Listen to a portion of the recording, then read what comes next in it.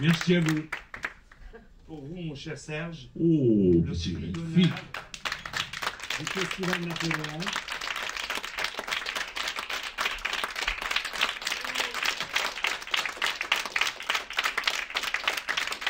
Ça ressemble à une flamme.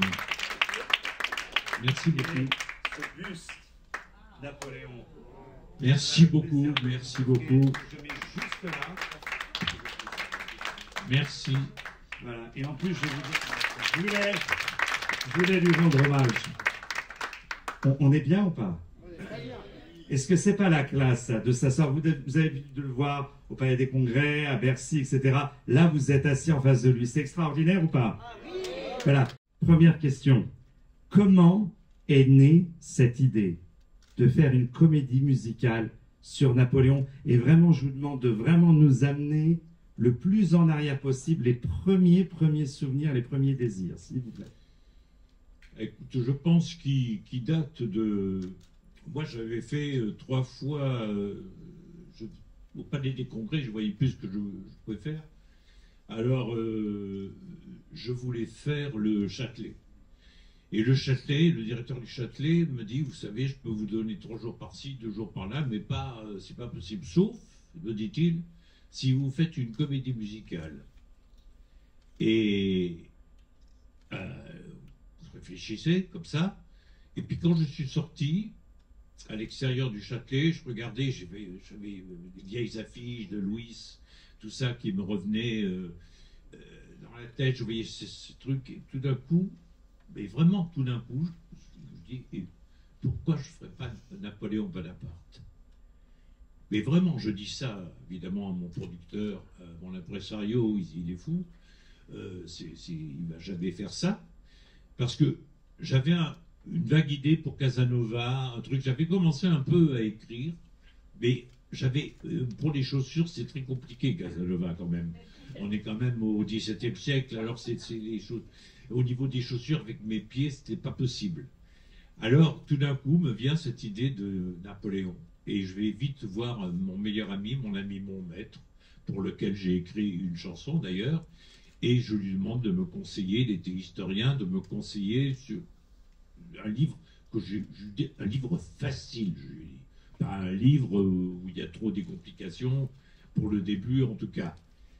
Il m'a conseillé Georges Bordenove, qui effectivement était un bon livre pour commencer. J'avais tout ce qu'il avait fait, et j'ai commencé à écrire immédiatement. C'est-à-dire que j'arrêtais plus. C'était comme si ma plume était portée par quelque chose. J'étais là, j'écrivais. Alors après, je vous dis pas, si vous voyez ma maison de campagne à Remilly, c'est le nombre de livres. Parce que après, une fois que la comédie musicale était dans l'idée faite. Moi, ce que j'aimerais comprendre, c'est il n'y a pas eu un moment où vous avez douté de faire une comédie musicale sur Napoléon. Parce que ce qu'il faut rappeler, je sais pas, parce qu'aujourd'hui on a l'habitude des comédies musicales, c'est qu'on est en 1982-83, il n'y a eu que Starmania dans la comédie musicale française. Il n'y a rien eu d'autre. Et qui n'a pas marché vraiment, parce qu'elle a marché, ils ont fait 1 mois le Palais des Congrès, mais ça n'avait pas été, ils ne pouvaient pas faire plus, quoi. C'était les comédies musicales ne marchaient pas à cette époque-là, et d'ailleurs Berger me l'a dit après, et quand il a vu Napoléon, il m'a dit, il a compris que l'heure des comédies musicales avait sonné.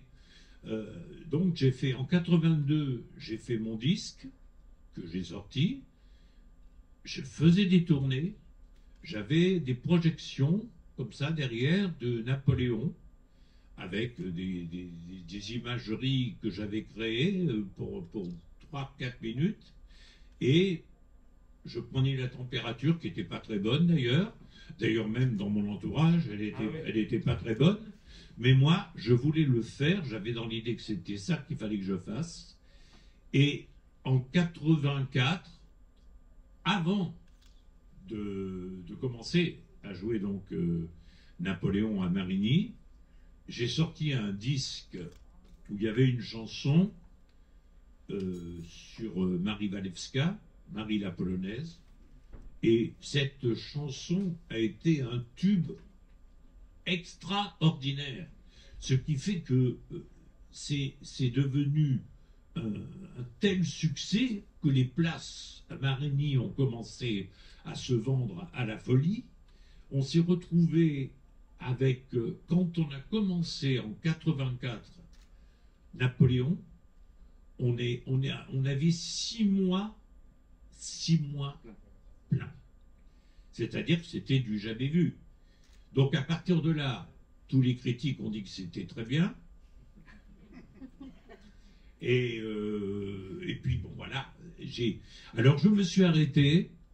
J'aurais pu continuer, hein, parce que c'était un succès. Les gens venaient voir la Tour Eiffel, ils venaient voir l'Arc de Triomphe, ils venaient voir tous les monuments de Paris, et ils venaient voir la comédie musicale Napoléon. Alors j'aurais pu faire, à mon avis, une petite dizaine d'années. Mais je me retrouvais à 50 ans passés, et j'étais enfermé dans ce personnage. Et donc je me suis dégagé juste à temps pour ne pas être, parce que c'est un personnage qui vous prend. Il ne faut pas croire qu'on dit tiens je vais faire. Non, c'est lui qui décide. Tu vas faire Napoléon Bonaparte. C'est un personnage qui a une force encore mentale incroyable qui vous possède. Et plus vous le jouez, plus il vous possède. C'est-à-dire que vous n'en sortez pas. C'est un piège terrible, Napoléon. Alors, donc, j'ai senti ça et je me suis dégagé et j'ai mis 4 ans à m'en sortir. Il a fallu que je fasse un spectacle où, d'ailleurs, vous voyez l'idée, j'ai fait un truc aussi que personne ne faisait, j'ai fait un grand orchestre, c'est-à-dire que j'ai fait un spectacle avec un symphonique. Et ça, tout d'un coup, symphonique, la main, la voix, tout ça, ça a résonné dans la tête des gens, et tout d'un coup, le public est revenu comme... après, il m'a plus quitté. Le public vous a jamais quitté, il vous quittera jamais, n'est-ce pas? Voilà, merci. Alors, c'est beau parce que vous nous avez dit plein de choses, mais je vais revenir un peu en arrière. Ah, comme vous. Non, mais c'est tellement... C'est un document unique. J'ai l'impression de m'asseoir avec Mozart et qu'il me raconte la création des Noces de Figaro. Vous êtes d'accord ou pas avec moi? Alors, vous êtes là, vous bougez pas. Hein. Alors, comment, donc vous dites, votre entourage réagit pas très bien. Comment est-ce que ça a réagi à l'époque d'un chanteur de variété, si je peux me permettre, qui se met à chanter une comédie musicale sur un personnage qui est, je pense, le plus grand personnage de l'histoire de France. Vous êtes d'accord ou pas avec moi? Et en plus, à une époque où il n'y avait pas ce tremplin, si je puis dire, entre les chanteurs de variété qui chantent des rôles. C'était quelque chose de très anglo-saxon. À l'époque, c'est vous êtes chanteur, vous êtes acteur. Comment est-ce que ça s'est passé au début? Et aussi pour vous, en tant que chanteur? Pour dire la vérité, si j'avais pas écrit Marie la Polonaise, je courais peut-être à la catastrophe. Et Marie la Polonaise a tout changé. Et alors, ce qui est extraordinaire, c'est que dans le spectacle, il n'y a pas Marie la Polonaise. Parce que sur 2h30, 3 heures moins le quart que durait le spectacle, on ne peut pas raconter l'histoire de Marie la Polonaise qui vient s'imbriquer alors qu'il y a une histoire avec la Beauharnais. C'est trop compliqué à expliquer ça aux gens dans une comédie musicale. Alors, la chanson, je la chantais à la fin, tous les comédiens se mettaient comme ça, en triangle. Je chantais à Joséphine de Beauharnais, à genoux, tout de même, la Polonaise. Alors, voilà, je pense que je dois beaucoup. Et aussi Napoléon. Ça a été un truc aussi qui a bien accroché au départ le wagon. On en a parlé aujourd'hui à la conférence de cette chanson, justement.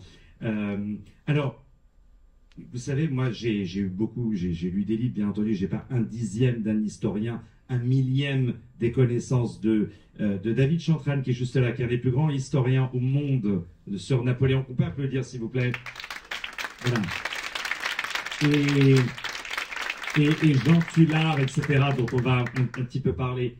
Bien sûr, j'ai entendu, j'ai lu comment Napoléon était décrit par des historiens. Ce qui m'intéresse de savoir, Monsieur Lama, c'est comment est-ce que vous décriveriez Napoléon, puisque je rappelle, au cas où vous ne savez pas, que dans votre comédie musicale, c'est la seule œuvre, qu'elle soit cinématographique ou qu'elle soit scénique, qui montre Napoléon, donc de ses débuts jusqu'à sa mort, mais aussi qui montre le Napoléon intime, quand il chante à Joséphine, chose qu'on n'avait jamais vue. Comment vous le décriveriez, s'il vous plaît, Monsieur Lama? Je ne sais pas comment vous dire, c'est un destin, Napoléon. C'est quelqu'un, il a d'ailleurs beaucoup parlé de son étoile, hein, dans des lettres, c'est un destin, par exemple, comment fait-il, alors que Nelson croise partout dans la Méditerranée, comment fait-il avec une armada, parce qu'il est parti, quand il est parti pour l'Égypte, pour meubler un peu le temps avant de faire son coup d'État, il est parti en Égypte faire un petit tour avec des savants. Il a quand même l'idée du mec. Il prend tous les savants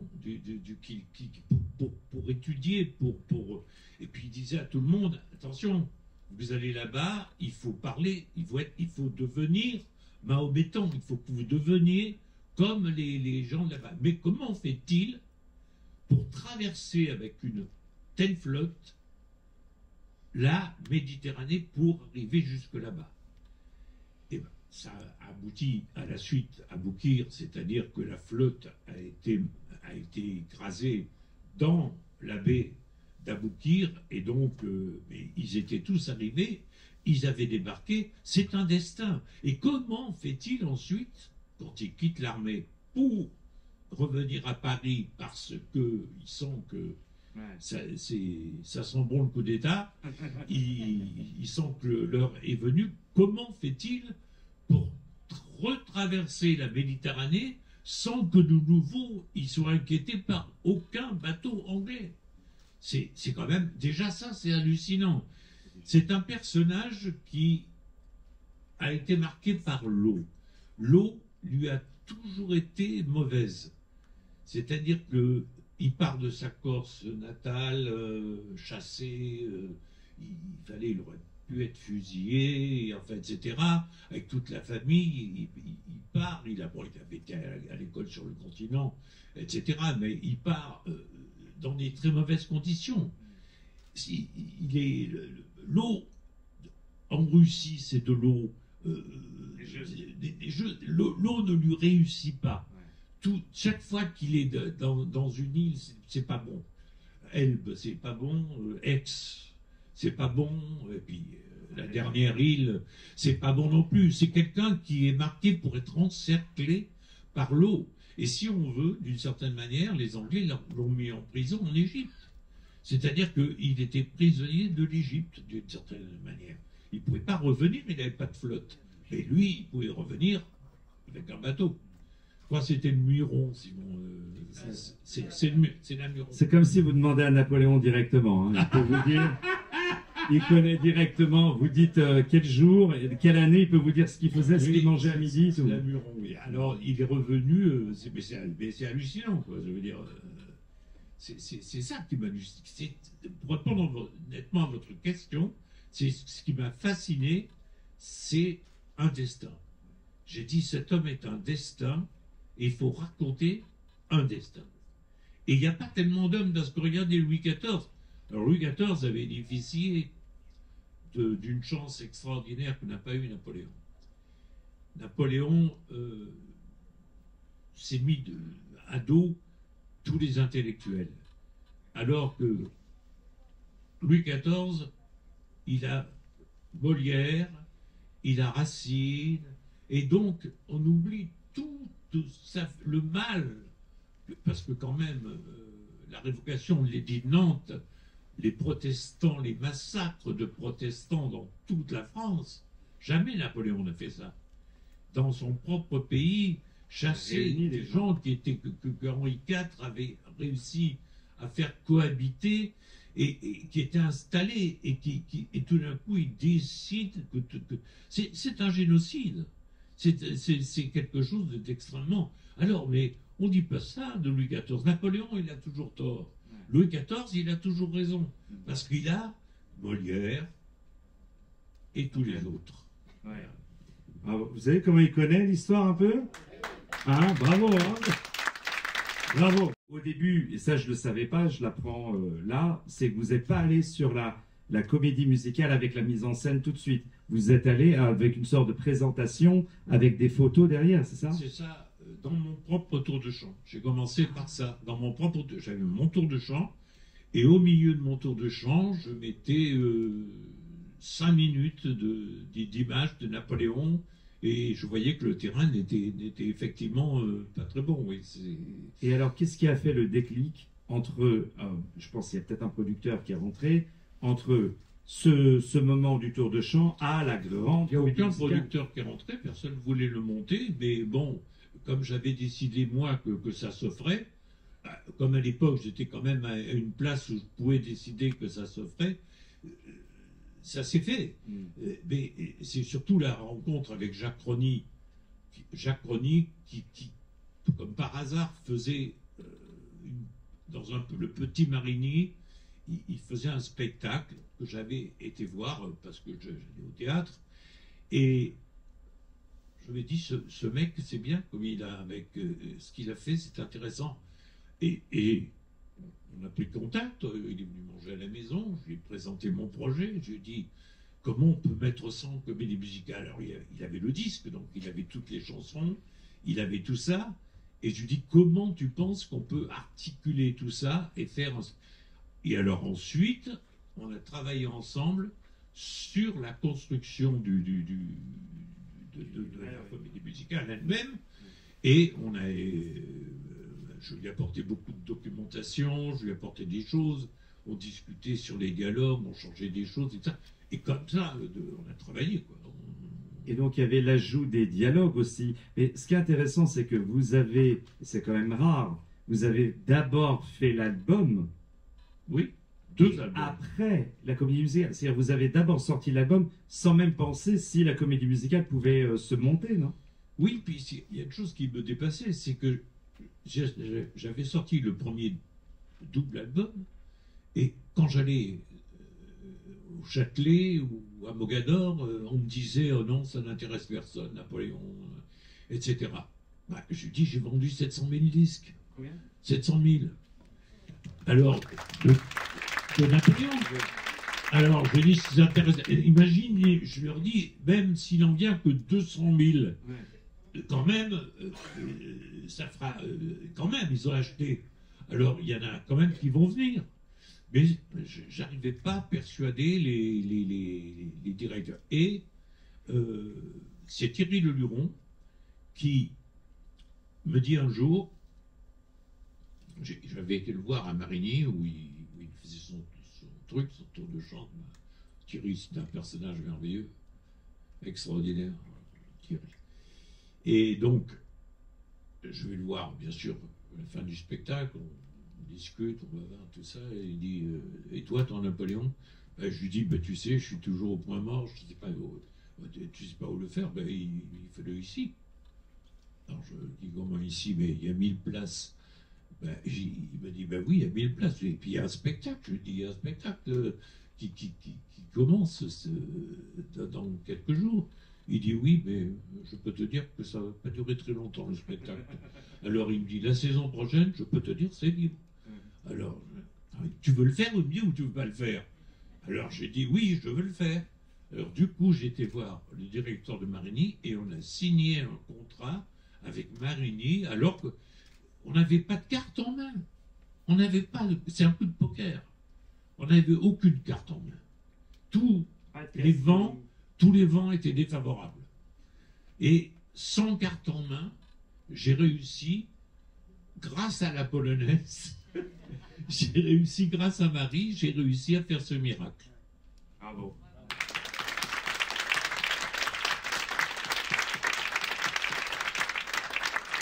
Waouh, comme quoi quand on y croit, ça marche toujours. Alors, on a eu une petite conversation qui était hyper intéressante, c'est que je vous ai dit quels ont été les livres qui vous ont les historiens qui vous ont influencé pour préparer le personnage, pour lire sur l'histoire. C'était pas comme aujourd'hui, vous pouvez aller sur Google, vous pouvez taper et lire 2-3 pages. Mais vous êtes parti lire des livres. Et il y a eu ceux de Jean Tullard, qui est le grand maître, etc. Et quand il m'a dit ça, qu'est-ce que j'ai fait? J'ai sorti mon portable, j'ai appelé Jean Tullard. Et j'ai dit, attendez, je vous passe Serge Lama. Je suis passé comme ça. Alors moi, j'avais le cœur qui battait là, parce que Jean Tullard, pour moi, c'est quelqu'un, quoi. C'est vraiment un grand... C'est le maître de David Jean.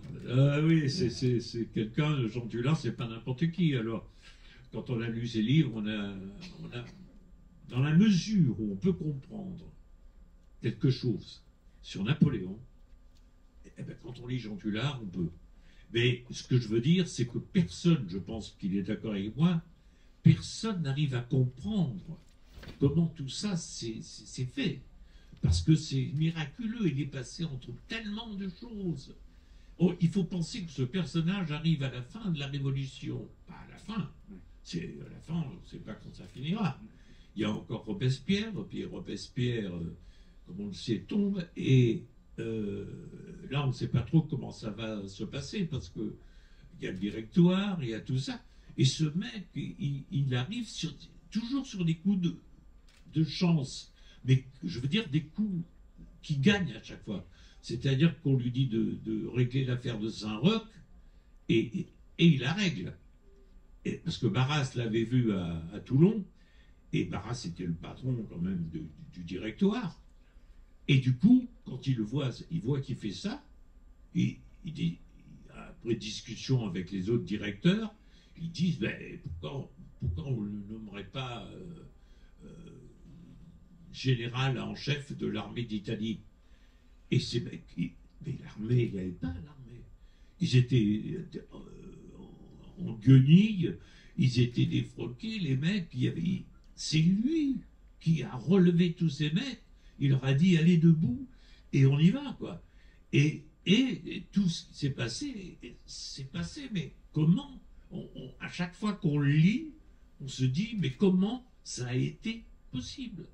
Il faut voir l'époque, et puis il faut voir aussi que Napoléon a toujours voulu que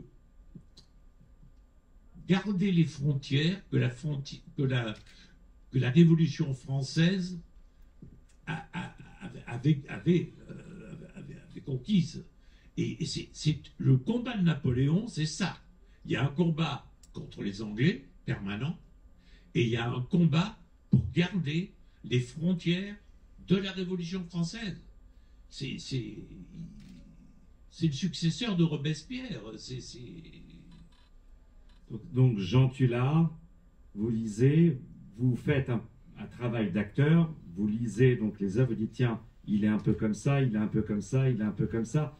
Quelques adjectifs que vous pourriez nous dire sur Napoléon qui vous ont marqué et que vous, on va dire, vous vous rappelez tous les soirs avant de monter sur scène. Parce que si je peux juste me permettre, c'est pas comme si vous avez fait une prise, deux prises, après on fait une autre scène. C'est tous les soirs, vous jouez ce personnage plus de 1500 fois. Comment vous vous réinventez? Comment vous vous préparez avant chaque représentation, s'il vous plaît? Bon, vous savez, une fois qu'on a fait le premier mois, c'est le plus difficile. Après, j'avais tendance, parce que je faisais deux personnages. Je faisais le présentateur, parce qu'on s'était basé avec Jacques sur une nouvelle de Balzac, où Balzac raconte presque Napoléon aux enfants. Et c'est ce qu'on avait fait, parce que bon, on sait bien que le public est un enfant, surtout quand il s'agit d'histoires compliquées quand même, comme celle de Napoléon. Et donc, je faisais un personnage qui s'appelait Lamatosophe. Donc, vous voyez, je portais mon propre nom, et il y avait qui était le présentateur, et puis il y avait Napoléon que j'endossais aussi. Dans l'idéal, mais le budget n'était pas possible, j'aurais aimé faire un Bonaparte qui soit différent de moi, Lamatosophe étant présent, mais présentant un vrai Bonaparte, et moi je serais rentré dans Napoléon que dans la deuxième partie, mais bon, c'était pas possible. Comme ça, j'aurais eu une co-star avec moi qui aurait pu faire quelque chose, et puis j'aurais pu faire dire à Bonaparte, à Napoléon dans la deuxième partie, aux oreilles de Napoléon, ça, j'avais écrit ça, rappelle-toi ce que tu disais, ce que tu voulais faire, pourquoi tu fais ça maintenant, etc. Des choses qui le remettent en question. Que Bonaparte vienne lui parler aux oreilles, au Napoléon grossissant, fatigué, qui va aboutir à... Et qui vous préférez, Napoléon ou Bonaparte? Ils sont tellement différents. On dirait qu'on ne croirait pas que c'est le même mec, quoi. Comment choisir? Il y a une partie de Bonaparte qui est fringant, qui est maigre. Un mec, il est maigre, le mec, il est tout maigre, il est un peu, même il a un peu de la grêle sur la peau, il est grelé. Et puis, il y a des moments formidables chez Bonaparte, parce que l'élan, le truc, Muiron, je crois qu'il lui sauve la mise, Arcole qui se met juste devant et qui est encore là, qui le sauve, quoi. Parce que la balle, c'est l'autre qui l'a prise. Et bon, Bonaparte, c'est un personnage que les gens qui connaissent pas bien l'histoire de Napoléon, ils disent toujours qu'ils aiment Bonaparte parce que c'est politiquement correct de dire ça. Mais c'est beaucoup plus compliqué que ça, parce que dans Napoléon, il y a aussi des choses très bien. Napoléon, il se perd à Tilsit. À Tilsit, il croit que c'est une histoire d'amour entre l'empereur de Russie et l'empereur des Français, puisque Napoléon était empereur à ce moment-là. Et sur un radeau, il se raconte une histoire, Napoléon. Il se berce d'illusions comme un enfant. Et il croit dans ce que lui dit l'autre. Mais vraiment, c'est une histoire d'amour. Et c'est ce qui va le perdre et qui va l'entraîner jusqu'à la Russie, par la suite. Et la deuxième erreur, évidemment, c'est l'Espagne. Pourquoi va-t-il en Espagne? Personne ne le saura jamais. Il a commencé mal, il a continué mal, c'est une mauvaise affaire, il ne fallait pas la faire, voilà. Il y a deux erreurs qui sont Napoléon. Sur l'Espagne, et David l'a rappelé aujourd'hui dans une des conférences, il a fait annuler l'Inquisition. Oui, même. Oui, bien donc, sûr. Non, c'est beau. Oui, non, mais il y a tout plein de choses qu'il a fait Napoléon. Est-ce que aussi le personnage, le côté sentimental du personnage, qu'on retrouve d'ailleurs dans la comédie musicale, on le retrouve dans les lettres, est-ce que par exemple vous êtes influencé des lettres qu'il écrivait à Joséphine, où on voit vraiment le vrai Napoléon Voilà. Est-ce que c'est quelque chose qui vous a... Et ça, c'est Bonaparte. Les lettres fougueuses qu'écrit le jeune Bonaparte, qui était fou amoureux de Joséphine, hein, parce que les mots qu'il écrit, moi, j'ai écrit une chanson qui s'appelle Lettre à Joséphine, c'est vraiment dans le sang de Bonaparte que je l'ai prise, cette chanson. C'est lui qui écrivait et elle le trompait à qui mieux à Paris. Elle n'a pas trompé. Elle voulait pas surtout. Les femmes ne trompent pas, Serge. Les femmes ne trompent pas. Surtout pas venir le retrouver. Voilà, oui, avec Hippolyte Charles. C'est ça, exactement. Hippolyte Charles. Il est déguisé en valet. Et voilà, c'était, enfin bon, là on tombe dans la comédie burlesque.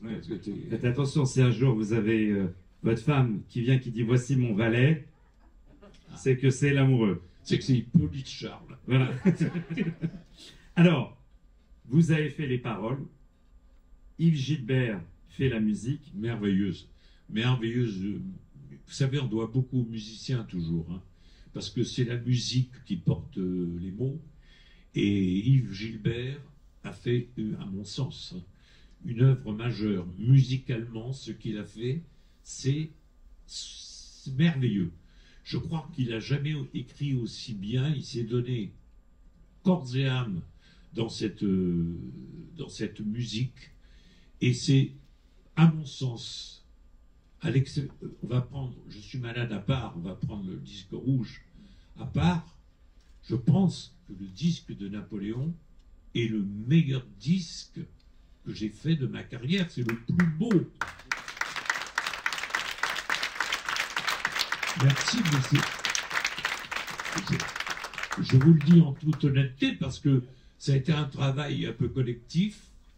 Et Loubet, vous avez cité tout à l'heure, a fait des arrangements mais somptueux sur, oui, c'est absolument magnifique, sur les mélodies magnifiques de Yves Gilbert.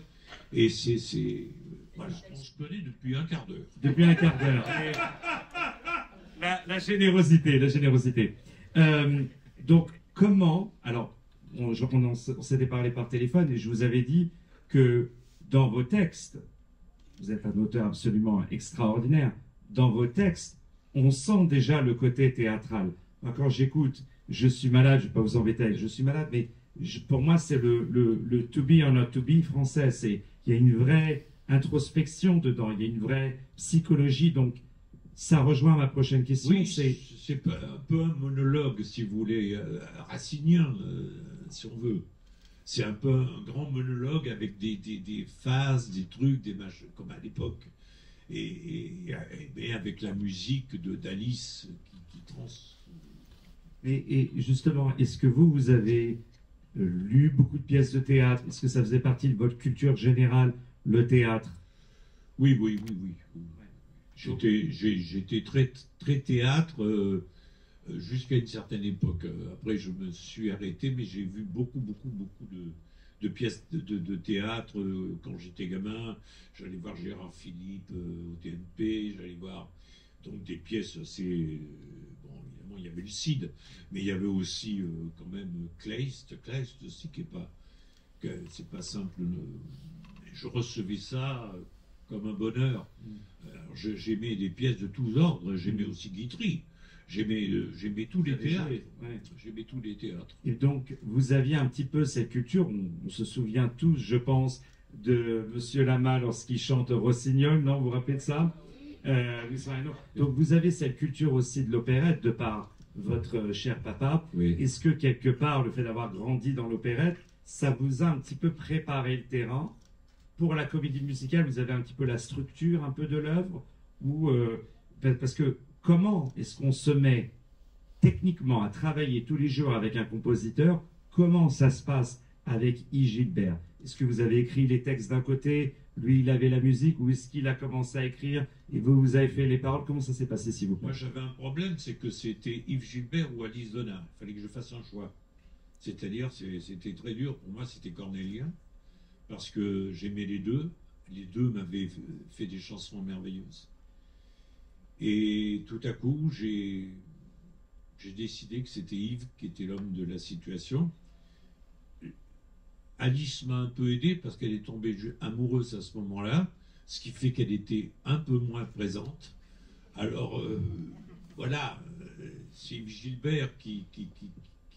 Et puis quand il a commencé à écrire, c'est comme il est...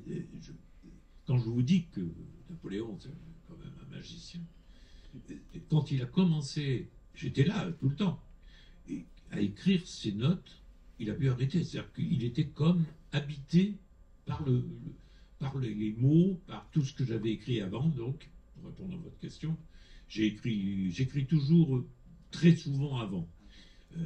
Ça arrive que j'écrive sur la musique, avec Alice, ça m'est arrivé quelques fois, mais le plus souvent, en tout cas, Yves Gilbert, j'ai toujours écrit avant. Et il avait tous les textes, donc il avait quand même une vision générale. Vous savez qu'on a écrit, on n'a pas sorti tout ça, mais on a écrit 40 chansons, au moins, voire plus. Et au moins 40 chansons sur Napoléon. Et bien sûr, après, comme toujours, c'est l'entonnoir, la technique d'entrée, et on choisit. C'est magnifique. Et après, il y a eu cette belle présentation que vous avez fait dans une émission qui s'appelle Champs-Élysées avec Michel Drucker. Comment est-ce que ça s'est fait, cette présentation? Parce que là aussi, c'était quelque chose de complètement prodigieux, de présenter des actes de comédie musicale filmés à la télévision. De mémoire, ça n'a jamais été fait. C'était compliqué. J'ai fait plusieurs télés. J'ai fait Drucker, j'ai fait d'autres télés. Je m'étais trouvé un maquilleur sur une télé où il m'avait fait une tête. Il y a même une tête où je ressemble véritablement à Napoléon. Ah ouais.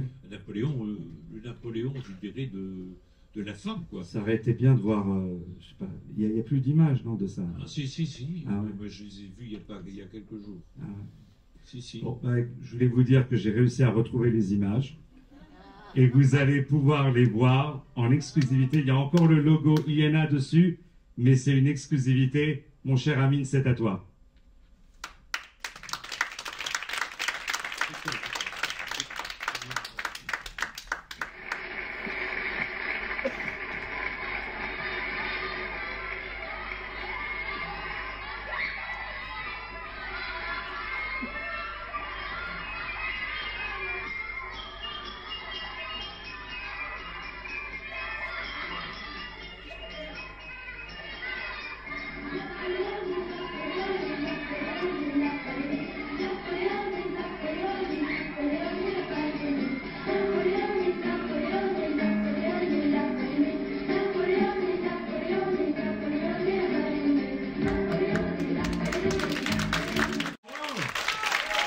Bravo! Qu'est-ce que ça vous fait de revoir ça? Oui.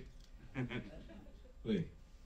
Beaucoup d'émotions parce que on voit beaucoup de... C'est très étrange ce que je vais dire. On voit beaucoup d'énergie alliée à beaucoup de sobriété. Et ça, c'est ce qui est difficile avec Napoléon. Parce que il faut faire passer cette énergie que lui a su faire passer pour arriver à tout ce qu'il a fait.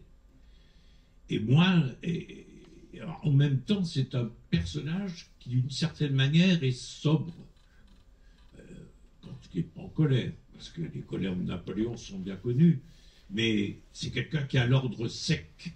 Et donc, il fallait rester dans une sorte de sobriété comme ça, que moi, je n'avais pas en scène. Hein. Moi, en scène, je n'étais pas sobre. Hein. Alors, tout à coup, je suis rentré dans quelque chose, dans une sorte de corset. Et puis, je pouvais laisser aller mon ventre, c'était bien. Mais est-ce que vous avez vu la ressemblance bluffante avec lui? Et surtout, à la fin, j'ai compris ce que vous avez dit, le maquillage. Vous avez vu quand il est à la campagne de Russie? C'est incroyable. Et on est en quoi, 83, 80? Oui. C'est un travail, il y a des heures. Ils ont mis pour me maquiller comme ça. Et ça a été tourné en une journée? Vous avez fait ça comment? Combien je ne me souviens pas, mais ça a été tourné en une journée, oui. Ah oui, c'était au pire, il y avait 2 journées, oui, sur certaines émissions, oui. Il y avait 2 journées, parfois 3, mais pas vraiment des 3, oui.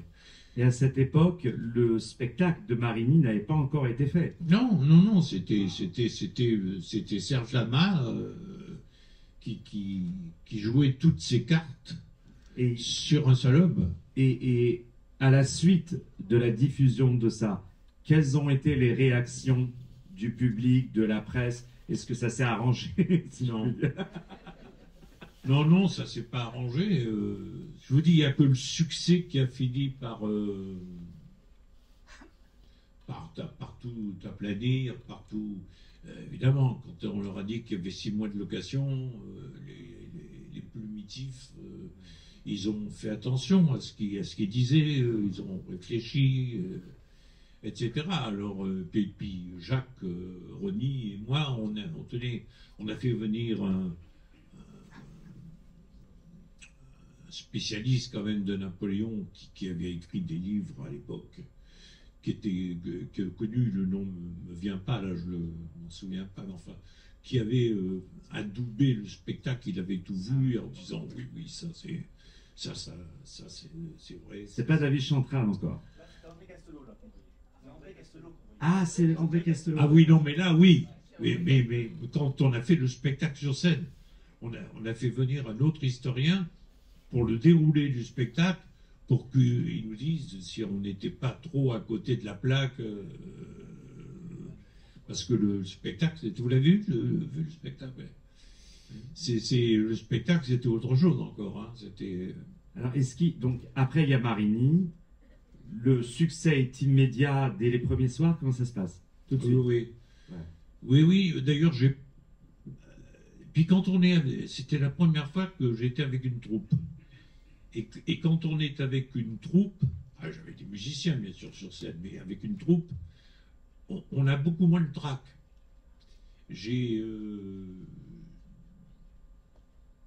pas eu vraiment le trac à la première de Napoléon. J'attendais les critiques un peu avec impatience parce que c'est toujours agaçant de se faire insulter. Et puis finalement, à 92%, ça s'est bien passé. Parce qu'à l'époque, il n'y avait pas les réseaux sociaux, il n'y avait pas tout ça, donc on dépendait vachement des critiques. Oui, oui, bien sûr. Et donc, qu'est-ce qu'elle disait à l'époque Ben, il y en avait qui essayaient de se justifier, qui se cachaient derrière des choses, comme toujours. Puis il y en avait qui étaient très, très enthousiastes en disant enfin une comédie musicale, c'est magnifique, les décors sont magnifiques, parce que les décors étaient magnifiques. C'était, c'est pas moi qui fais des décors. Hein. Ils étaient vraiment magnifiques. Parce que Marini avait cette spécificité. Il y avait on pouvait mettre des décors en dessous le plancher, ce qui fait que ça nous permettait entre deux trucs de monter, on mettait un rideau, bien sûr avec des trucs napoléoniens, et puis on faisait monter les autres décors. Marigny se passe divinement bien. Ensuite, il y a ce succès où vous choisissez aussi d'aller à Montréal, outre-Atlantique, où là, la comédie musicale, le monde de la comédie musicale est un petit peu plus établi du fait de l'influence américaine. Comment se passe le casting, parce que vous prenez beaucoup d'artistes locaux, et comment le spectacle a été accueilli à Montréal, s'il vous plaît, au Québec, pardon. Non, Mais au Québec, Québec, oui, au Québec. Québec, oui. C'est le producteur qui a fait mon siège. Il a fait le siège à Paris, mais il n'arrêtait pas. J'ai dit, mais non, je dis, je ne vais pas aller à Montréal. Je ne voulais pas, moi, y aller à Montréal. Mais il s'est tellement battu. Et la seule chose que je regrette, c'est que, et c'est de ma faute, c'est pour ça que je peux dire que je le regrette, c'est de ne pas avoir fait une captation du spectacle à Marigny. Il y a une captation. Oui, Il y a une personne du qui a Québec. filmé Ah oui, mais du fond de la salle. du fond de la salle. Voilà. fond de la Si, salle, si oui. quelqu'un peut avoir la vidéo, je la cherche, je vous dis juste comme ça. Mais qui, pardon? Je peux vous en faire une copie, monsieur, si vous voulez. Voilà, alors très bien. Vous êtes devenu mon meilleur ami. Ah, vous ne bougez pas. Attendez. Vous donner les coordonnées le 12. Oui, donnez-le-nous maintenant. Non, on va aller prendre. Bravo, merci. Merci, non, monsieur est très gentil. Monique Sommegrain. Donc, vous arrivez à Montréal. Montréal, est-ce qu'il y a eu beaucoup de changements entre Marigny, parce que du coup, Montréal a été capté. Est-ce qu'il y a eu beaucoup de changements entre Montréal et Marigny dans l'œuvre? Est-ce que vous avez fait quelques modifications? Bah, c'est-à-dire qu'il y avait les décors n'étaient pas aussi luxueux. C'était bien, hein, c'était très bien, c'était propre, c'était bien, mais c'était pas aussi luxueux que le spectacle de Marigny qui était superbe. Le tableau de Malmaison, par exemple, c'était à tomber, quoi. C'était un peu une pièce dans la pièce, la façon dont vous avez fait. Comment s'est passée l'écriture, parce que vous avez fait l'album Napoléon Lama, le double album, comment s'est passée l'écriture des dialogues? Parce qu'il y a eu beaucoup de dialogues aussi dans le... Mais on l'a fait avec Jacques, ça. Jacques, Rony. vous avez fait... Ah, donc il était C'est ça, c'est ça. On a coécrit, on a écrit ensemble. On s'est isolé dans son moulin et moi j'avais mes livres et tous les trucs. Lui il mettait des constructions et on commençait à écrire autour de ça. Alors, on va regarder ça ensemble. On a eu une bataille d'ailleurs parce que Attends. Oui, on a eu une bataille parce que il y avait une scène où évidemment tout à l'époque, vous savez que Napoléon il dictait à plusieurs secrétaires en même temps. Alors il y avait cette scène où il y avait tous les secrétaires, il y en avait 4, et j'allais d'un secrétaire à l'autre. Et moi je voulais mettre une machine à écrire. Et il n'a pas voulu. Jacques, il n'a pas voulu. Non, il dit, je ne veux pas faire des choses qui ne soient pas dans le temps de l'époque. Et moi, je l'ai regretté parce que je pense que c'était formidable. Ouais. Comme ça, hein, avec les plus... Vous avez utilisé beaucoup d'anachronismes aussi dans le... Oui, sur certains plans, oui, il fallait bien. Sur des choses, mais là, ça m'amusait de faire des machines à écrire. Les gens ont éclaté de rire, ça a été formidable. Mais bon, il n'a pas voulu. Eh bien, regardez ce qu'on va voir. C'est pour vous. Asseoir, flotte des ignominies.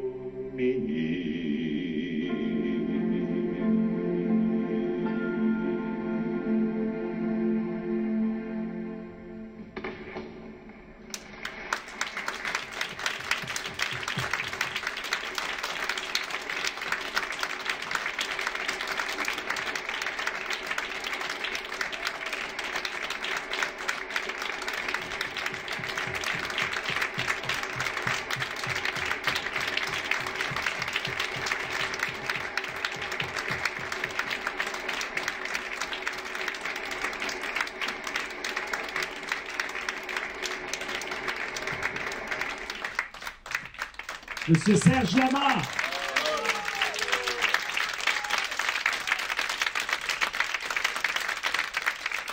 Bon, là, là, vous m'avez eu, oui. C'est vraiment incroyable. Vous nous avez eu avant plusieurs fois. Oui. Je voudrais dire quelque chose parce que vous ne savez pas vous en rendre compte, mais quand nous, dans le public, avec l'angle qu'il y avait et la luminosité, enfin je suis peut-être le seul à avoir ressenti ça, mais c'était très perturbant parce qu'on vous observait d'abord plus vous que les images déjà, mais alors vous aviez une ombre qui était très étrange et on avait vraiment l'impression d'avoir l'impression de regarder Sacha Guitry qui regardait son Napoléon. Ouais. C'était très perturbant. Vous étiez Je l'ai vu moi aussi, j'ai vu ça. Qu'est-ce que ça vous fait voir ça? Guitry, il avait trouvé une idée géniale, c'est qu'il avait un acteur en première partie qui était Gélin, Daniel Gélin, immense acteur, qui faisait Bonaparte. Et tout d'un coup, il allait chez le coiffeur, si on peut dire, et puis tout d'un coup, on retrouvait l'image et c'était Napoléon qui est joué par Pellegrin. J'ai laissé longtemps la chanson Que je t'aime tant. C'est quoi le nom de la chanson? Lettre à Joséphine. Mais ce qui était extraordinaire, et je m'en suis bizarrement plus rendu compte là de le voir, c'est comment il a incorporé dans les paroles le discours de Napoléon. Vous êtes nu et mal nourri, etc. Vous l'avez mis dans les oui, dans les paroles. C'est ce que j'avais lu dans tous les livres que j'avais parcourus pour faire cette comédie musicale et pour faire ce spectacle, pour faire ce disque. J'avais compris ça. J'avais compris que ce mec, il avait pris des locuteux et qui ramène des héros. Il faut voir des choses. C'est comme ça que ça s'est passé. C'est-à-dire qu'il est parti. C'était à Paris, il disait bon, il va se fourvoyer, il va se perdre, mais pas du tout. Il a gagné bataille sur bataille, et avec ces locuteux qui sont devenus général, prince de je sais pas quoi, etc., etc. En dehors de sa famille, parce qu'on parle toujours de sa famille. Mais il a fait roi aussi des gens de son armée qui l'ont trahi par la suite. Ah oui, beaucoup. Murat, non, qu'il a un peu trahi. Ouais, ben Murat. Hein? Bernadotte. Ah oui, Bernadotte en premier, oui, qui est roi de Suède, oui, qui est le tout premier. Ouais. D'ailleurs, Bernadotte donnait des conseils dans la bataille, ce qu'on appelait la bataille de France, quand il était atterré comme un loup, ils arrivaient de partout. Attaquez-le là où il n'est pas. Il avait dit, c'est une phrase extraordinaire, parce que partout où il était, il gagnait la bataille, alors qu'il était en train de perdre. C'est le truc phénoménal qu'on ne peut pas. Il y aurait vraiment un film à faire sur des choses comme ça. Ce mec qui comme un loup traqué, Il y a un film à faire sur cette comédie musicale adaptée au cinéma. Ah, je sais pas, mais... Non? Sans doute, je sais pas, peut-être. Oui.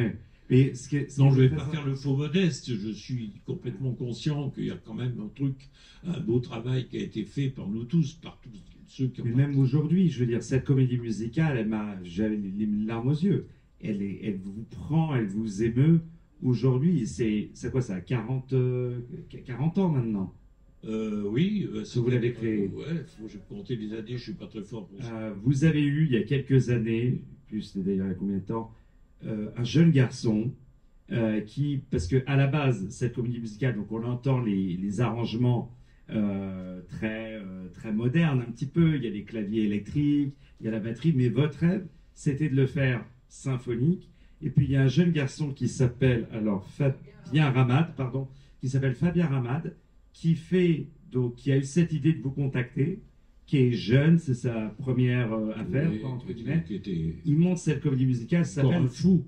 Ouais. Parce qu'il est arrivé comme un fou, il s'est dit, ah oui, on va faire ça. Je lui ai dit, attention, Fabien, c'est gonflé. Ouais. Et c'est gonflé. Et vous avez accepté, parce que ça faisait quand même quelques années que ça n'avait pas été joué. Est-ce que vous aviez peur? Est-ce que vous avez dit, est-ce que c'était monté où, à Orange, c'est ça? Au Corrigé d'Orange? À Orange, oui, bien sûr, j'avais peur que ça soit un succès d'année, de mal. Bien, en fait, c'est mon ami Sergio Tomassi qui travaille avec moi depuis des années à l'accordéon.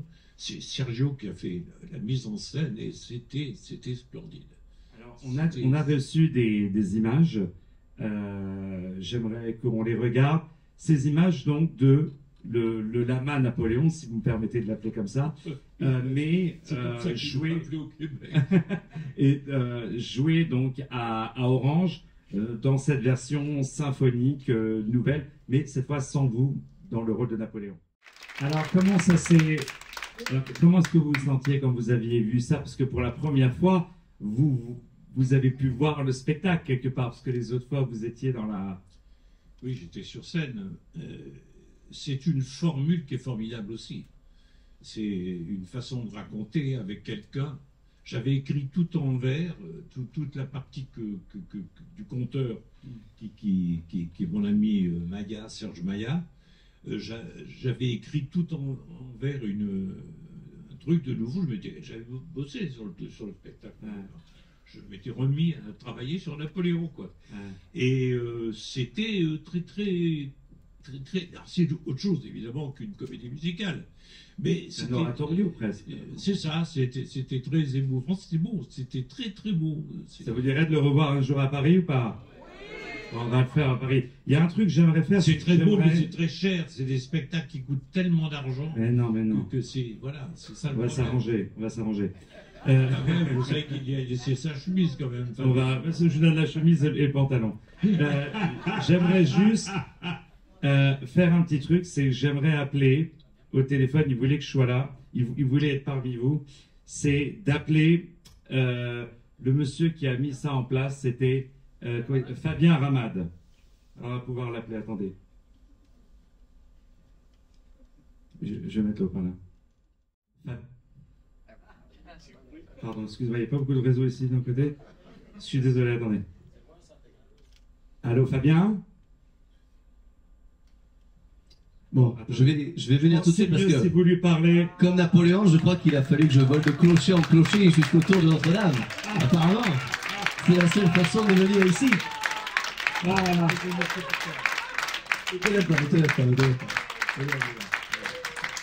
va? Ça va. Je sais pas, moi, mais quand on parle de l'emploi de Serge Lama, Il n'a jamais voulu Ami. me tutoyer, ce garçon, alors qu'on est intime. Mon Fabien. bonsoir messieurs, dames, bonsoir. Bonsoir, Fabien Ramad. C'est lui qui s'est battu pour monter cette affaire et qui a laissé sa chemise. Alors comme il l'a dit, voilà, je n'ai plus de chemise à cause de cette histoire. Vous voyez, j'ai dû porter un col roulé, après c'est aussi le ministre qui me l'a conseillé. C'est pour ça. Est-ce qu'on vous a bien eu ou pas? Ah ben oui, je m'attends. Il est venu spécialement, je l'ai appelé, je l'ai contacté, je lui ai dit, on rend hommage à Serge, est-ce que vous pouvez venir, etc. Il a dit oui, tout de suite, c'est lui qui m'a donné les images. On a pu voir la partie à Orange. Alors, première question, d'abord, qu'est-ce que représentait, on est amis, donc qu'est-ce que représentait pour toi, Serge, pour qu'un jour, tu te dises, je vais monter cette comédie musicale, en plus dans un format qui n'avait jamais été fait, et en plus de ça, sans t'insulter, à 21 ans. Raconte-nous. Alors, je vais essayer de raconter ça brièvement. Je viens voir à l'Opéra d'Avignon Serge Lama en spectacle en 2013. Et je vous avoue que moi j'étais jeune producteur, je vendais des spectacles. Mais vous savez, dans des communes, moi je viens de Beaune-de-Venise, dans le Vaucluse, donc dans des communes qui accueillent des artistes des années 70, 80, mais pas évidemment de la qualité de Serge. Donc moi je n'avais pas l'habitude et je ne me serais jamais au départ projeté pour produire ni Serge ni une de ses œuvres, notamment donc Napoléon évidemment.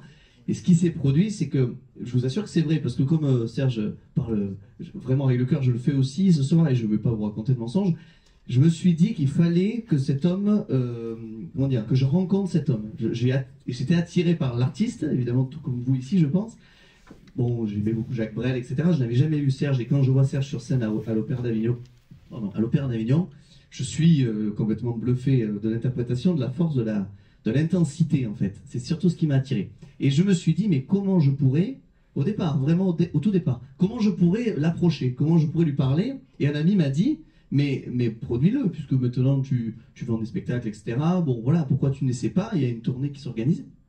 Et je me suis dit, oui, mais si c'était pour que, au départ, juste, il me tape dans l'épaule et qu'il me dit, c'est bien, jeune homme, continue, voilà, et que je le vois 2 minutes, ça n'était pas l'objectif principal, voilà. C'était quelque chose de différent, et puis d'un coup, connaissant cette œuvre-là depuis l'enfance, mais par bribes, mon père qui chante quelques airs comme ça, sans savoir vraiment d'où vient cette chanson, enfin, j'entends ça, et j'entends sur l'ordinateur, sur Spotify, j'écoute Serge, et j'entends cette œuvre, j'entends l'ouverture, que vous connaissez, j'imagine tous.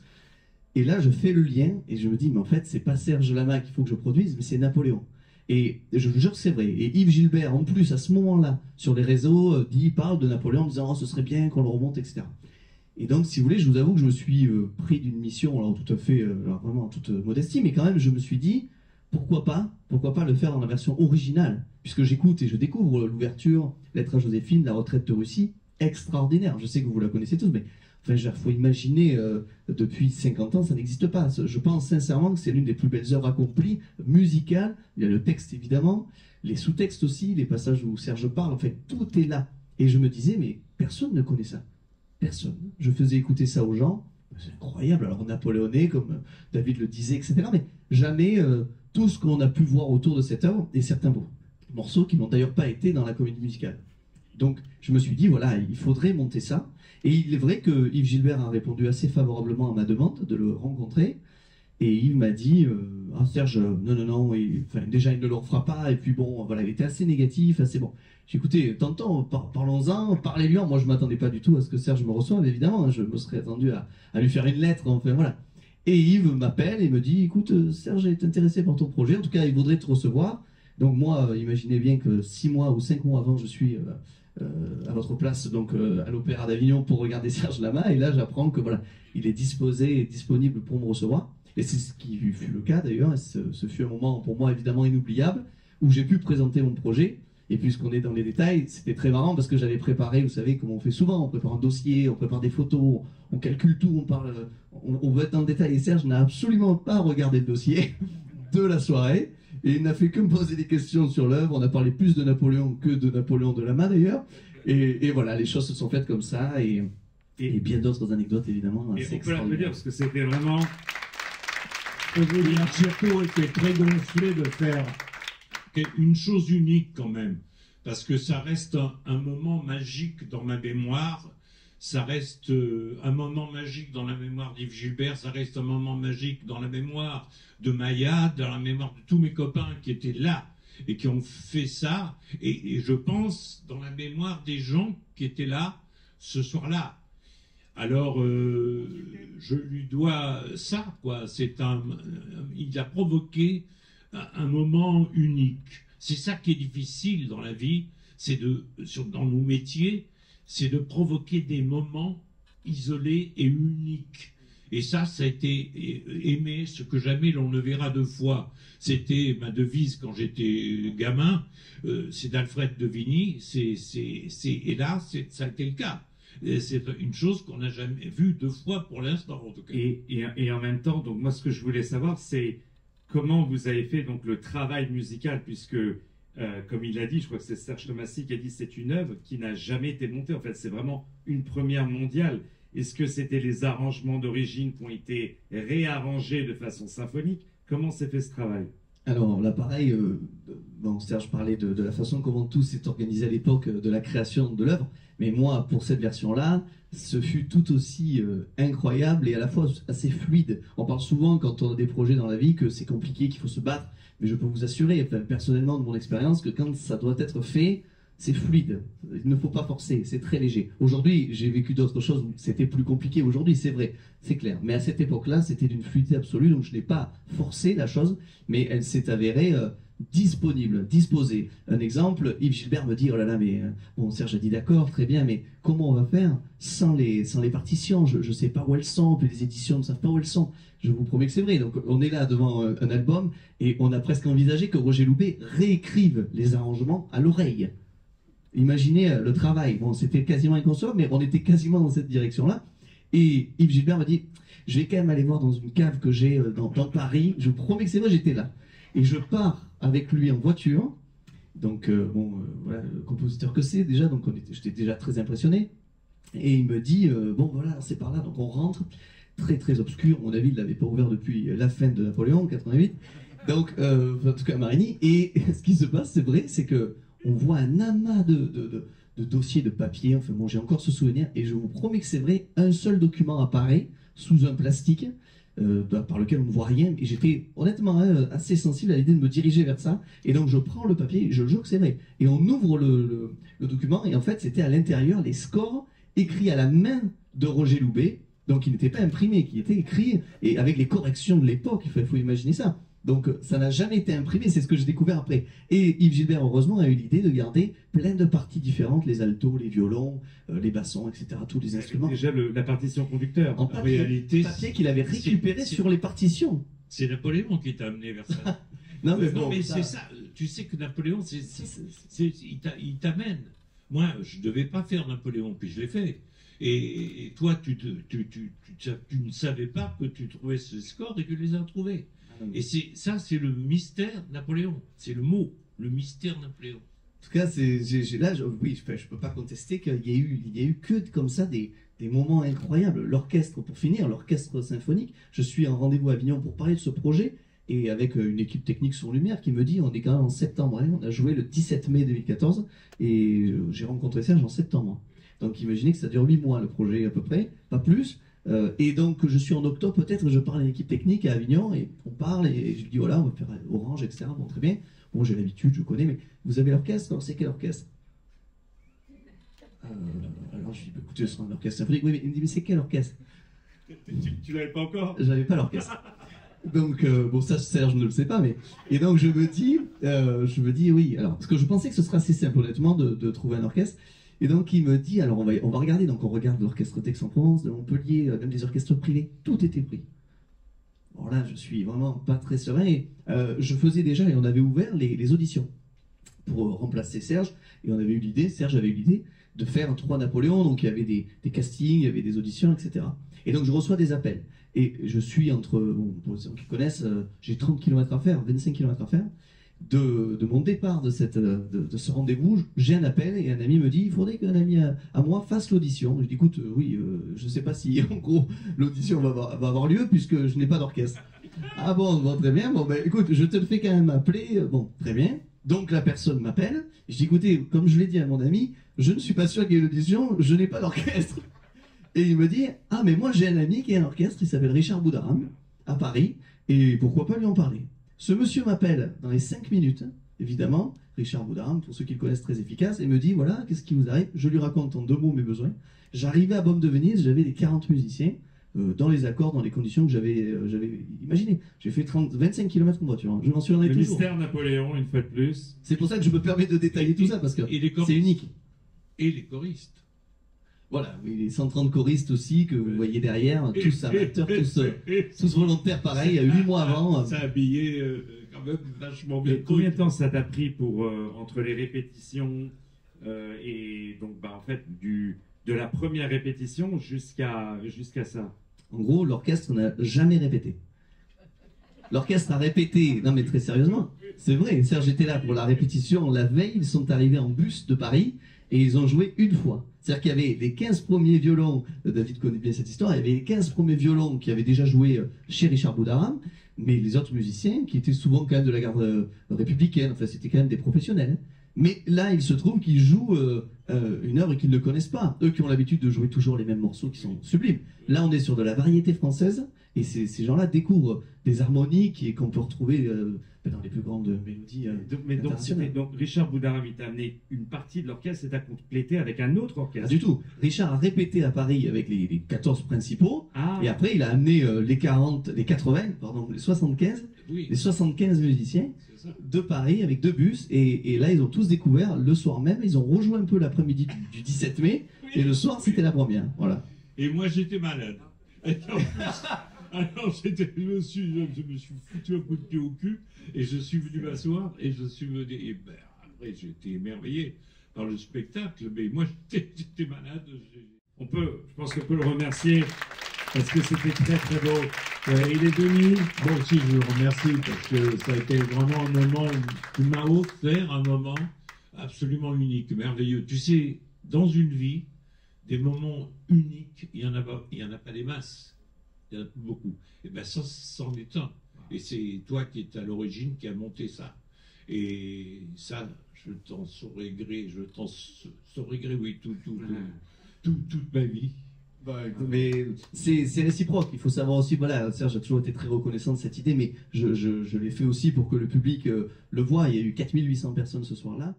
C'est pour moi aussi, ce fut le début aussi de ta carrière aussi, tu as fait voilà. Oui, un peu, oui. Excellent producteur, vraiment. Ben voilà, merci à tous en tout cas, et bravo à David de soutenir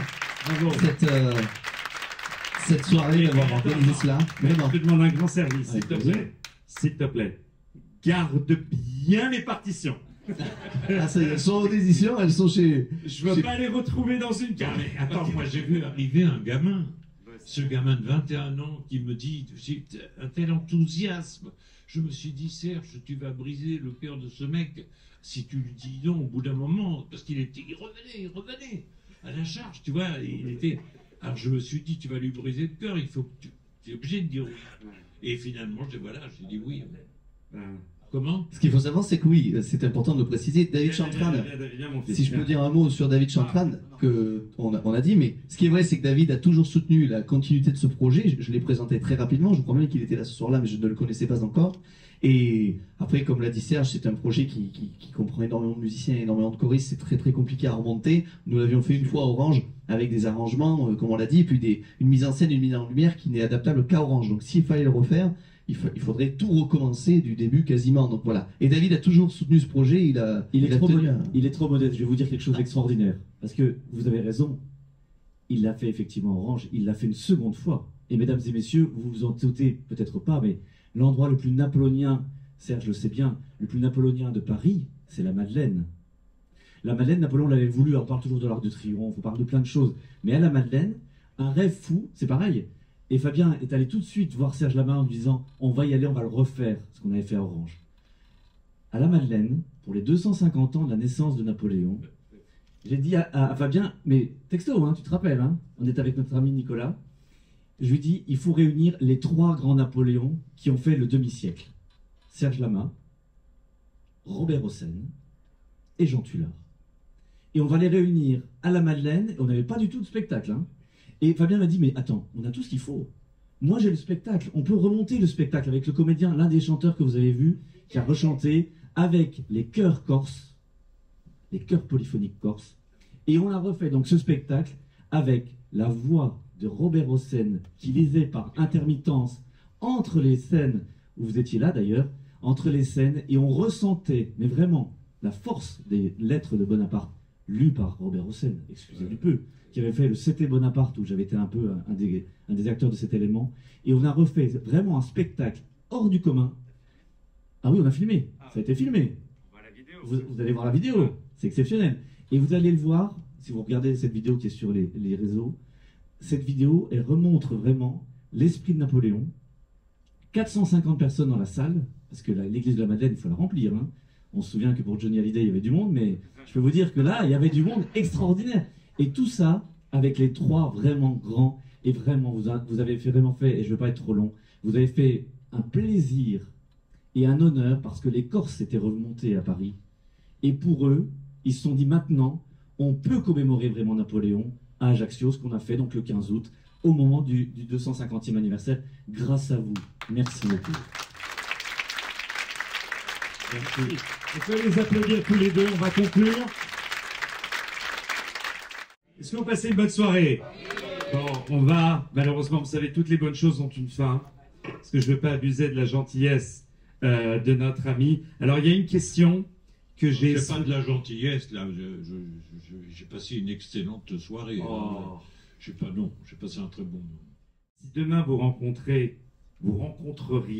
Napoléon, qu'est-ce que vous aimeriez lui dire? Est-ce que vous avez une question à lui poser? Moi, j'en ai une. Pourquoi la guerre d'Espagne?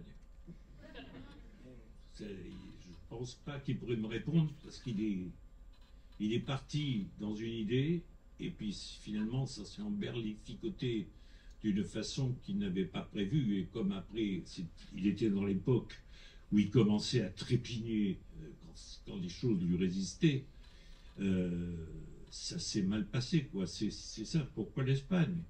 Pourquoi l'Espagne? Parce que il avait déjà l'Angleterre, c'était largement suffisant pour qu'il emmerdait comme une mouche, je dirais pas une mouche à quoi, mais l'Angleterre, c'est quand même l'Angleterre, c'est quelque chose. Encore aujourd'hui, la pauvre, en ce moment, elle est dans une mauvaise passe, mais je ne m'inquiète pas, elle va retrouver sa force. Pourquoi qu'est-ce qu'il a loupé en Espagne? Ce que tu peux nous dire, David?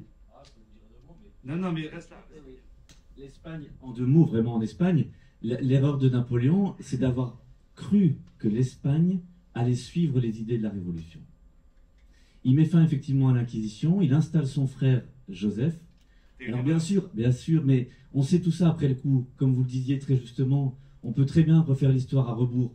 Mais effectivement, sur le moment, c'est très facile de dire ces choses, mais sur le moment, c'est très compliqué. Oui.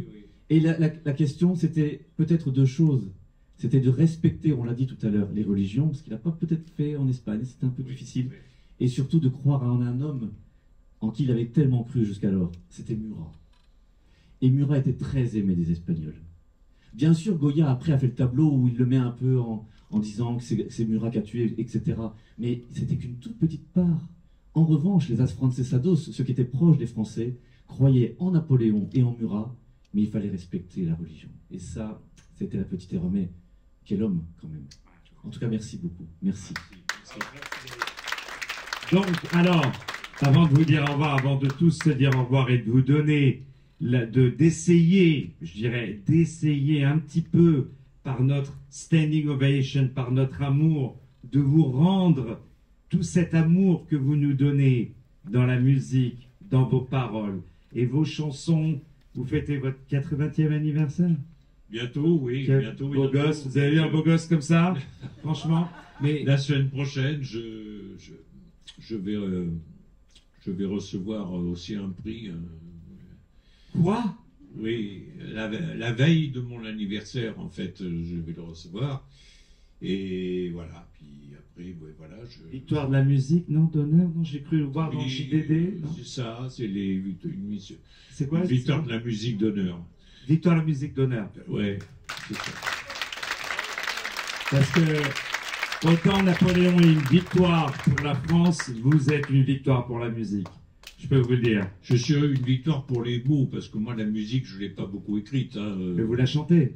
Je la chante, oui, c'est vrai que je la chante, et puis que j'ai mis des mots sous des musiques merveilleuses. Et les mots deviennent musique grâce à vous. Parce que vous les écrivez d'une certaine manière.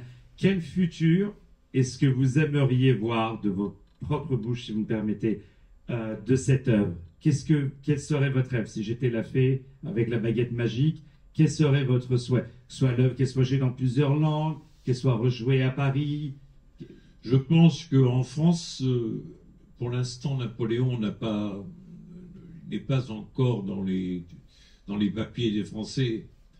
Mais je pense qu'en revanche, si c'était monté en Amérique, ailleurs, en Angleterre, enfin... À New York. À New York. Il y a un producteur, vous connaissez à New York? Les Français diraient... Ah, oui, c'est chou. Ah. Est-ce que vous ne connaissez pas un producteur à Broadway qui monte plein de comédies musicales, qui pourrait peut-être la montée qui pourrait... Je sais pas, David, tu connais un producteur Ben, Broadway tout ça. qui est... hein Oui, oui, ben écoute, voilà, c'est tout le problème est là. C'est parce qu'en France, il y a vraiment un blocage sur Napoléon, quoi. Pourquoi? Mais parce qu'on ne voit que le côté despotique, tyrannique, comme je l'ai expliqué tout à l'heure par rapport à Louis XIV. Louis XIV, c'est bravo, bravo, bravo, alors qu'il a fait des horreurs, Louis XIV. Des villes qui ont été mises à sac, des choses, puis comme j'ai dit, les protestants, enfin tout. Il a fait des choses assez épouvantables. D'ailleurs, ses derniers mots, ça a été à son fils de ne pas faire la guerre. Mais lui, il l'a fait abondamment, mais ça a été oublié avec Versailles, avec toutes ces choses-là. Alors que Napoléon, ben, voilà, il est victime alors... je ne sais pas, quel est votre avis sur l'assassinat du duc d'Enghien? Oui, c'est ce que disait. Bon, je ne vais pas vous faire un cours d'histoire, hein, mais Talleyrand avait dit ça n'est pas une erreur, c'est une faute. Oui. Et il savait de quoi il parlait, puisque c'était Talleyrand lui-même. Oui, mais c'est ça. Mais il y a tellement de fautes, mais vous avez raison. Je voulais juste vous dire une chose. Mais il était derrière Talleyrand. Bien sûr. On est d'accord. Évidemment, il poussait. Et pourquoi Talleyrand, pourquoi il a été assassiné à l'aube, très à l'aube? C'est parce que il avait peur des changements d'ordre, parce que Napoléon était... Et il disait une chose la veille, et puis d'un coup il réfléchissait, il dit non, on va pas... Et Talleyrand craignait qu'il change Et de l'autre côté, il y avait Fouché, le ministre de la police dont on Bien parlait, sûr. qui avait poussé aussi à cet assassinat. Et quand l'assassinat du duc d'Enghien a été connu de tous, Fouché a dit maintenant ça y est, Bonaparte s'est fait de la révolution. C'est-à-dire qu'il avait vraiment mis les mains vraiment dans le sang. Oui. Et je voulais juste vous dire une chose, quand vous disiez que Marie la polonaise vous avait tellement donné de bonheur et de chance, c'est une réalité aussi pour les Polonais, parce que vous le savez peut-être, mesdames et messieurs, mais dans l'hymne polonais, on chante encore « Vive Bonaparte », qui, avec les armées de Dąbrowski, nous a conduits vers la victoire. Et donc, vous le voyez, nul n'est prophète en son pays, mais peut-être qu'un producteur américain à Broadway va peut-être faire quelque chose. Merci beaucoup, mesdames et messieurs. Merci. Alors, mesdames et messieurs, donc, du fond du cœur, je tiens à vous dire à quel point je vous aime, à quel point je vous vénère, à quel point je vous admire, à quel point vous avez lancé la comédie musicale française. Il y a un truc qu'on oublie toujours de dire en France, parce qu'on a tendance à bien salir les producteurs dès qu'il y a de... Non, mais dès qu'il y a... C'est l'employeur. L'employeur, c'est le sale type. Mais par votre idée de vouloir faire Napoléon, vous avez créé des centaines de jobs, des centaines d'emplois, d'acteurs, de techniciens, soit les ouvreuses. Et ça s'applaudit parce que ça vient d'une idée, de son idée de faire Napoléon. Ça a créé des emplois à Montréal, ça a créé des emplois à Orange, ça va créer des emplois peut-être à New York, on va négocier. Non mais c'est ça, et on est tous là ce soir pour vous remercier, pour vous dire qu'on vous aime. Ce festival, il vous sera toujours dédié. Voilà. Mesdames et messieurs, une standing ovation pour Monsieur Lama, s'il vous plaît. Napoléon et Napoléon et Napoléon et Napoléon et Napoléon. Trouver un objet extrêmement rare, le chapeau de Napoléon que Serge a porté. Et il y a encore noté Lama à l'intérieur. Pendant 3 minutes. Alors quel est le mot de la fin pour nous dire au revoir? Qu'est-ce que vous aimeriez nous dire?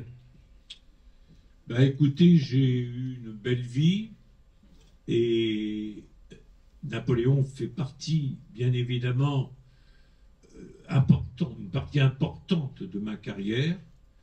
Je ne le renie pas du tout, bien au contraire. J'ai été très heureux de faire ce spectacle et ça demandait beaucoup de travail. Et maintenant, aujourd'hui, j'ai l'impression d'en recueillir les fruits. Et je vous remercie d'être venu pour un événement comme ça. Parce que je sais qu'on préfère souvent Lama, de la match Je suis malade, des petites femmes de Pigalle, de tout ce qu'on veut. Mais je veux dire, ça a été une part de ma vie qui a été très importante. Et pourquoi elle m'est arrivée, j'en sais rien.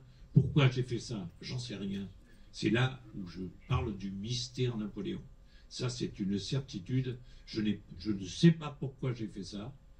Et je ne sais pas pourquoi on en est là aujourd'hui aussi. Moi, je sais. Et oui. Parce qu'on vous aime. Oui, voilà. Merci. Au revoir, mesdames, mesdemoiselles, messieurs. Et merci d'être venus. Est-ce que Serge Lama